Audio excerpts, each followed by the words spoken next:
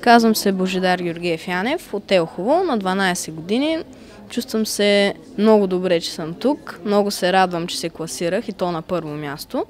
И ми е много хубаво в момента. Просто от 6 годишен майка ми ме караше. Помня още как с една гримаса ходих на частни уроци, която не искам повече да се повтарям, но сега вече разбирам какво майка ми е положила и колко се е блъскала, за да получа аз този приз през тези 3 години. Това за мен е поклон пред майка ми. Искам да кажа, че това са двамата най-специални човека до мен. Работя в училище във веригата Училища Европа от 3 години. Всъщност, първият момент, в който ги видях, осъзнах, че това са най-специалните деца. Работя с всички, обичам всички, но това са хората, които ще останат в сърцето ми завинаги.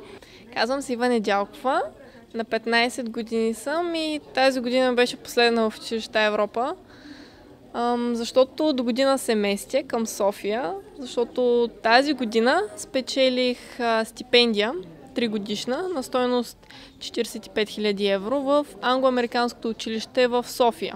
И всичко това дължа на Училища Европа, защото през 9-те години, които са ме обучавали, просто получих знания, които нямаш да получа никъде другаде. Съм страшно благодарна за което.